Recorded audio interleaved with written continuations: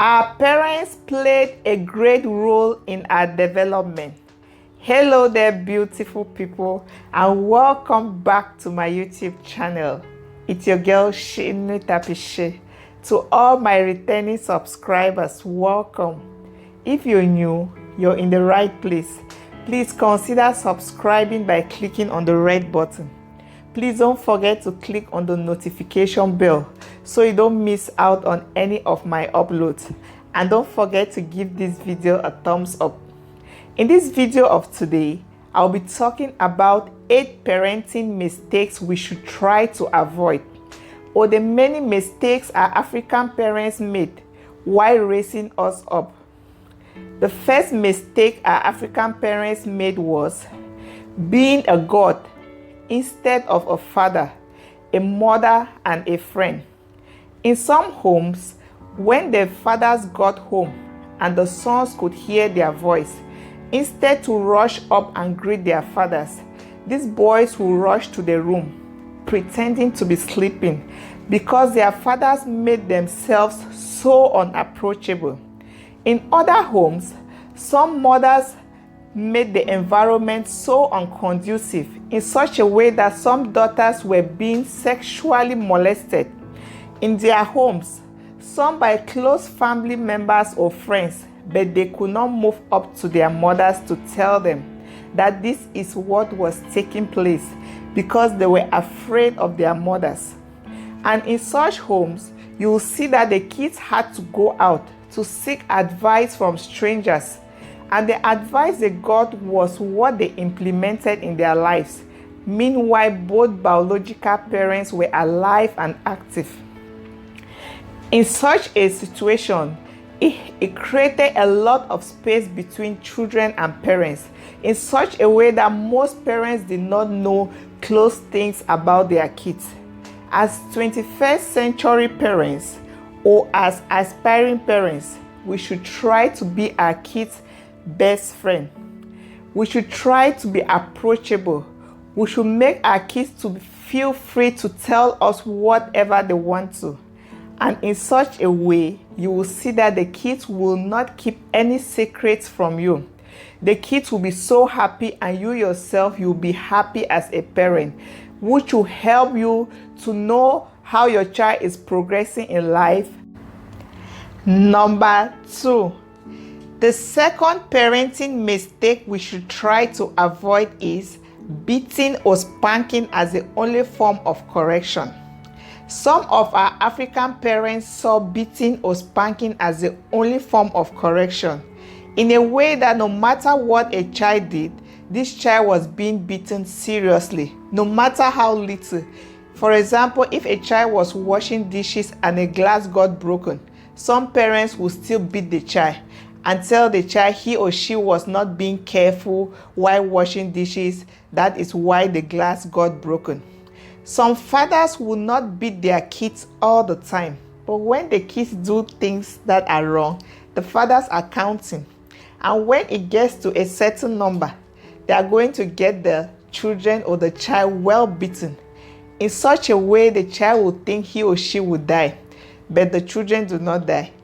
That one could be considered as a form of abuse unknowingly by our parents, because there are some people who are suffering from this trauma up to date, the trauma of beating they had during their childhood.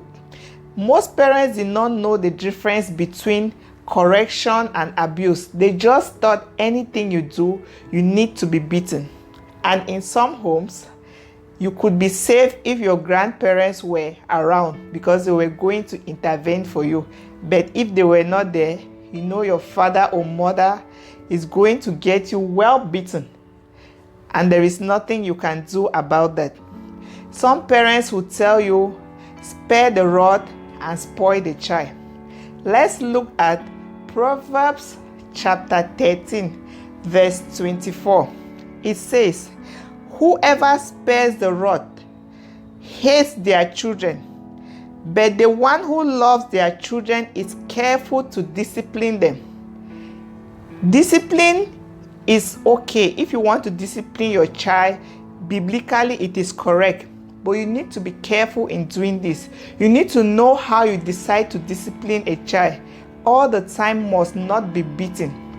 There are other means of corrections you can use that will make the child to be obedient. There are things you can do to a child that will be more painful than beating. We as 21st century parents or aspiring parents, we should use other means of correction on our children. You can give your children time out. You can deprive them from things you know they like or love so much. You need to be careful as a 21st century parent when disciplining your children. You need to know that when your child grows up, the emotional and the mental state of your child matters a lot. There are so many things you can give your child, but if the child has to be suffering from trauma, from childhood, from the mistakes you as a parent, you're still doing that your own parents did, that will not be good. We as 21st century parents should be careful when we discipline our kids.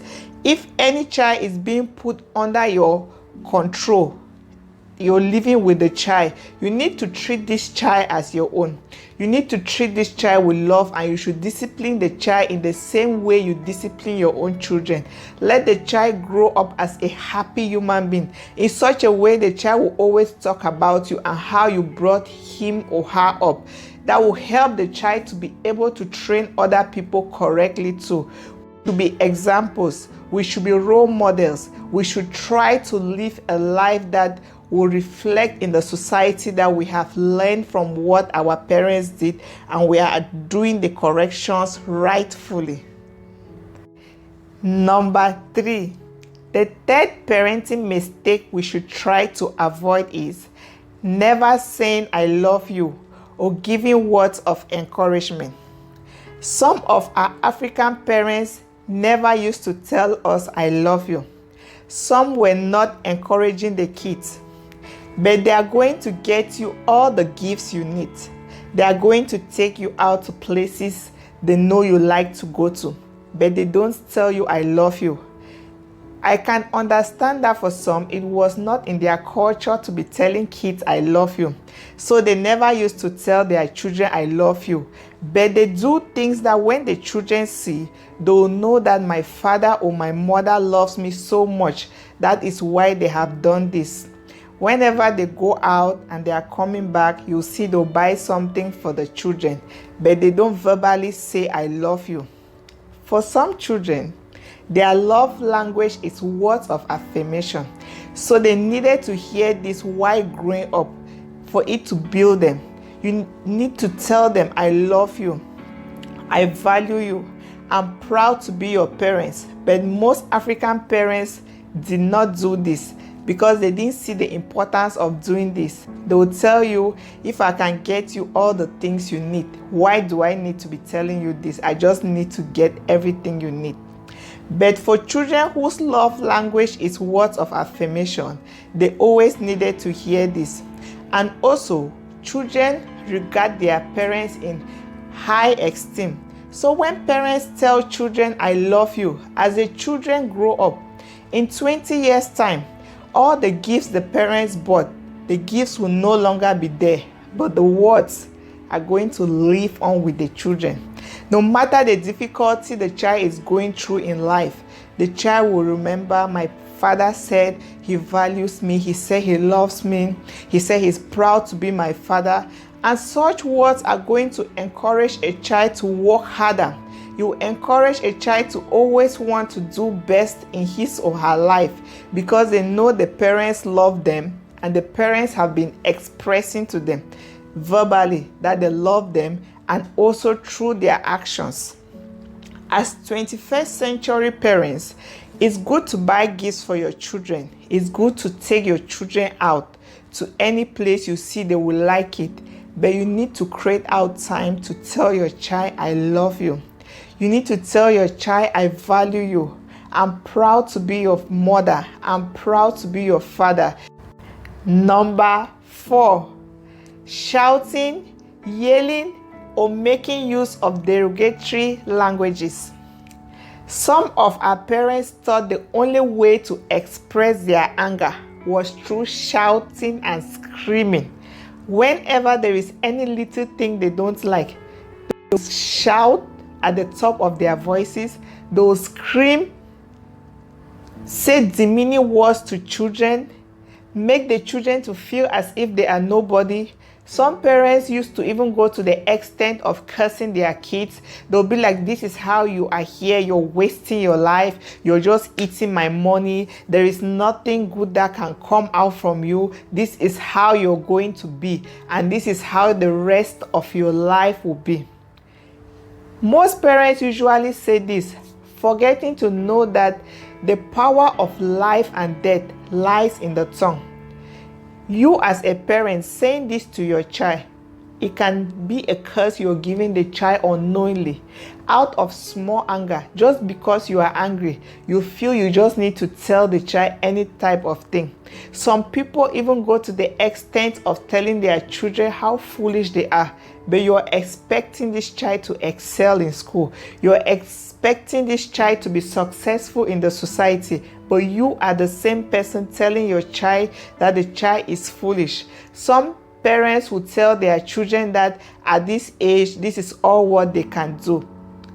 As a parent, you are supposed to stop saying all this to your children, because the more you say it to them, these words can stick to them.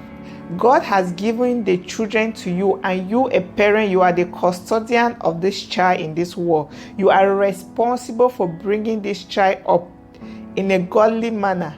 And being a God-fearing parent, you are not supposed to say all these things to the child, because the Bible doesn't accept insult. The Bible doesn't allow you to insult any human being. Even if you brought the child into the world, you don't have the right as a parent to be insulting the child. There are some people who are opportune to have mates in their houses. And for some ladies, they start insulting the mates for little things the mates have done. Because they are angry, they feel that is the best way for them to express their anger. Some ladies would tell the mate, you're from a very poor family, you are very this, you're very that, you have a miserable family background, insult everyone in the girl's family. And their kids are there watching. They feel they are showing good examples to the kids. Some ladies will tell you, I'm saying this just to the mate, I can't say this to my own biological children. Your children are there watching. They are listening to everything you are saying. The children will know my mother is not a good woman to everybody. And if your child is still small and the child goes to school, if the teacher asks a question, you should just know your child is going to give you as an example of a bad parent. Children are so pure, they don't even know that they are supposed to hide certain things. You are supposed to teach them the right thing at all the time. So if you have a mate at home and she does something wrong, you need to know the way you decide to correct her. You shouldn't be shouting. You don't need to insult her. You can correct somebody without insulting the person. Insult is not going to make the correction come in a different way, or it's not going to redo the mistake that the mate has done. As 21st century parents, you should make sure that you train up your child in the right way. If you are very angry at something that the child has done, you can stay without talking for that time. You can come back later to talk to your child, because at times when you're angry, they say anger is small madness. You can say things you didn't intend to, but just because you are angry, you can do that to your child or to anybody close to you. You need to know that when you are angry, it is not the time for you to talk. Just be quiet. Count from 1 to 10 silently within you, and you will see that you will feel a little bit relaxed. If you want to talk about the thing at that time, the tone of your voice and the choice of what you're going to use will be different from what you would do if you just see the situation and you just start reacting. But it's advisable that you can address the issue later on. Number 5, being so unobserving and too trusting of strangers. Some of our African parents trusted strangers so much. In some homes, Some girls were being sexually molested. Some were being harassed under the roofs of their own parents by close family friends, and the parents did not take note. The changes in the life of the kids, the parents did not notice. There were times that you could see a girl, she doesn't want to go close to one particular adult male. When the mother sends her there, she is feeling uneasy. When the man comes to the house, this girl doesn't want to come and greet. Some mothers did not even notice that they have to ask their child what is going wrong. Some continue to send their daughters, and some will say the daughters have started to become wicked. Meanwhile, maybe these people have been harassing your child. You are not noticing it, and they will continue because they have seen you don't have that close relationship with your child to an extent that you can communicate and put an end to this.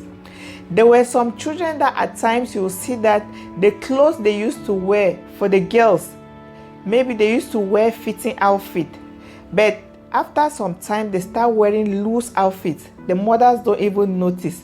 They don't take time to study their kids. I've met so many girls who told me they were pregnant in their homes. Even while in Cameroon, a girl told me she was 6 months pregnant. Her mother did not even notice she was pregnant. It was a neighbor who had to come and tell her mother she was pregnant. And the mother was still saying, "No, my daughter is not pregnant." The neighbor was insisting to an extent that the mother had to instead call her daughter in the presence of the neighbor to ask. And the child accepted that yes, she is pregnant. So you see, there are times that parents do not observe their kids. They don't pay attention to notice the changes that are going on in the life and the bodies of their kids. You can have a son who used to be very jovial, so lively, but out of a sudden, he decides to be on his own. He doesn't want to be with people. He just wants to be in the room. He just wants to sleep. He just wants to lock himself up. Some parents do not even notice that this is something that they have to call their kids to ask them what is happening. If your son has suddenly lost interest in family gatherings, your son doesn't want to be where other family members are, you need to look out. Try to investigate what's happening to this my child. It could be the child has joined bad friends. It could be the child might start taking drugs, and you as a parent, if you are unobserving, you won't be able to notice this. In some cases, when children used to tell their parents things that have happened to them, the parents will go to ask the neighbor. If the child said this neighbor did this, the parents will take the same thing and go and say, "My child said you did this. Is it true?" Which is very wrong, because if your child tells you anything, you need to believe your child first. Don't believe an outsider, because the outsider might be the molester. It might be the person who is tormenting your child. And when you go and ask, the person will tell you something else. You will come back and you will flog this child. There are some parents who used to send their children for doctrine classes. You send your child that the catechist has to train the child, the pastor, a lesson teacher. The child has to go for like communion in the church. They have to go for some training where the priest is there. Some mothers, they trust such people more than their children. They tell you these people are men of God. They are human beings first before being men of God, and they can be tempted at any time. A child tells you anything as a 21st century parent that this person is making advances at me. If he's a pastor, if he's a lesson teacher, if he's a catechist, trust your child. Believe that what your child is telling you is the truth before you start investigating. And you don't need to move up to the catechist immediately to say, "My child said this." That is not how you have to handle things. You need to handle things in a matured manner. Try to investigate and see how the thing started and how the person is doing it. Never take up a problem that your child has presented to you to the stranger or the person the child is complaining about just straight like that. If you say that, you're going to cause problem and you might not know the right way to present it. As a parent, you need to be observing. You need to take proper care of your children. Number 6, comparing your children to other children. The fastest way to break a child or to break any human being is by constant comparison. There are parents who will tell their children, my friend's child can read at the age of 6. My friend's child can write an essay at the age of 6. My friend's child at the age of 3 can read all of these things you can't read. You keep on comparing your child with other children. Meanwhile, you as a parent, your own mates are the richest people in town. Your own mates are the most successful people in the country. But nobody is reminding you of that. But you don't take note of that. You keep on trying to make your child to feel so bad that he or she is not performing at the rate you want. Instead of encouraging the child and seeing how you can sit with the child to make the child to study and grow up to the level you want. In this life, not all children are going to be very intelligent. There are some children that even if they decide to sleep on their books, they get up in the morning, they take their bath, and they spend all the whole entire day reading to go and write an exams. They are not going to have the A star that the other children are going to have. It's because children are different. You need to be able to identify your child's own God-given talent and help your child to develop in that aspect. There are some children who are well talented in other aspects, not in book work, but parents will not notice that. You don't want to identify the hidden talent in your child just because you want the child to perform only academically. As a parent, you need to know that your child's IQ level is different from that of other people. You need to know the way your child performs in school will not be the same way the other children will perform. And you need to know that there are hidden talents that children have. If you as a parent, you have that time and you're able to identify your child's God-given talent, the child can excel in that. There are some children who are very intelligent when it comes to business. There are some children who have street sense. There are some children who you see that they are IT warriors, but in school they don't perform very well in other subjects. But when it comes to IT, they can dismantle a computer, they can mantle it, they can look for passwords, they can do everything. They can remove a password from a phone, no matter how difficult it is. They can uncode things that you will not imagine that is possible. So you need to know that children are different and they have different talents.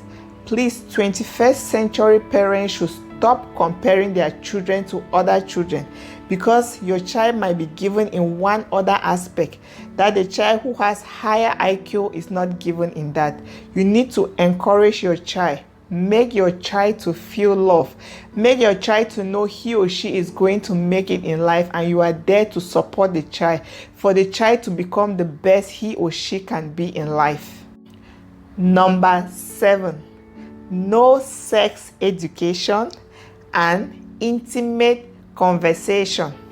In some homes, if you were a girl, you were forbidden from bringing a male friend or a male classmate to the house. And if you were a boy, you were forbidden from bringing a female friend or a female classmate to the house. Some parents did not tell their children about sex education. They did not talk to their children about it. Some children had to learn from friends about puberty, development in their bodies, how their menses come, the various changes that would take place. Some parents were funny. They told their daughters, if a boy touches you, you'll become pregnant. We all know that is a way they were trying to prevent the girls from going close to the boys. But that method did not work, because girls knew that if boys touch them, they won't get pregnant. Also, if you start talking to someone about sex, that means your child, you start talking to your child about sex education, you're training your child, the changes that will occur in the body of your child, you will see that the child will become more close to you because the child is learning so much from you. This will also help the child to be open to talk about other topics, because sex education is something which so many people find it very difficult to talk about. Even some married people, it's so difficult for them to talk about sex education. Some people are ashamed to talk about it. But as a parent, you must create time in your life to educate your child about their sexual development. You must have intimate conversation with your child. Let your child feel free with you as a 21st century parent. Try not to repeat the mistake that some of our African parents made in the past by not teaching their children and allowing strangers to be the one to teach their children what they were supposed to teach the children at home. And if you're teaching your child about sex education, you will see that it will help to reduce the rate of fornication, because your child will not go outside for someone to teach the child and want to experiment with the child to see what will happen. Talking to your child about sex will boost your child's self-esteem. It will make your child to know he or she can trust you at any time. It will make your child to become your close friend, your best friend. Don't allow the school to teach your child about sex education when you as a parent, you haven't taught the child at home. Don't allow your daughter to go somewhere and start having her menses and she's panicking and shivering. Why is this happening? And calling you and crying on the phone to tell you, mommy, this happened, or daddy, this just happened to me. And you haven't taught the child. You need to teach the child first. So if anything is happening, the child knows my parents already taught me this, and this is what I'm supposed to do if I'm in school. Don't allow the child to bring up questions from school that you would have taught the child at home. As a 21st century parent, you need to be very vigilant. You need to be in your child's life to help the child to develop as an all-rounded citizen. Times have changed, and if certain people have to teach your children certain things, you will not like the manner in which they are going to teach them. And it will be so difficult for you to uproot what they have told them to teach the child your own. So try to be the first person to teach your child things before outsiders do. Number 8. Another mistake that some of our African parents did was not apologizing for their mistakes and blaming every other person but themselves. In the past, there were some African parents that also made mistakes. They did things which were wrong, but they vehemently refused to apologize. Meanwhile, there was evidence showing that they are the ones on the wrong. Most of them, because of their pride and ego, they refused to apologize. They shift the blames over to the children. This resulted to some men growing up feeling they don't have to apologize to their wives or their kids or their friends when they are wrong, because they didn't see their fathers doing that in the past. As a 21st century parent, there is dignity in taking responsibility. If you make a mistake, tell the kids, I'm sorry, I did that. You are raising human beings, and you want your children to be upright citizens in the society. You want your children to do the right things. They are looking at you as the role model, so you have to teach them correctly. You have to teach them following the right methods and do things the way they are supposed to be done. If you want your kids to be polite, as a parent, you have to teach them from home. If you want your kids to be truthful from when they are small, be an example to them. When anything happens, if you are on the wrong, you should accept you are on the wrong. If they are on the wrong, point out to them that they are on the wrong. And when your kids will grow up, you will enjoy them. You will see that you will have very good companionship. You'll be able to communicate with your children. You will trust them. And everybody in the society that comes in contact with your kids will appreciate them. As 21st century parents, we all should try to make the difference. If you are an aspiring parent watching this video, make it a duty that when you have your kids, you try to implement this in their lives and you won't regret it. Some African parents never gave the child or children a say or a voice of their own. They always wanted to enforce their own rules upon the children. They never had time to listen to what the child had to say. Whether it was wrong or right, they don't want the child to talk in such a way that they were intimidating these children. Some people have grown up, they are unable to really talk in the society because back in their various homes, they were not allowed to talk. They were not given room to express their opinions. They were not given rooms to express themselves. So it makes them, even when they are grown up, they feel that they are still back in their various homes. It makes it very difficult for some people to communicate freely. As 21st century parents, in your various homes, you need to create time where you give your children time to express their own opinions. If there is anything, allow the child to say what the child thinks or what happened before you make the final judgment. Thank you very much for watching this video. Hope you enjoy it. Kindly share this video with everyone you know. Encourage them to subscribe to my YouTube channel. If you haven't subscribed, please subscribe. Leave your thoughts in the comment section below. Please don't forget to give this video a thumbs up.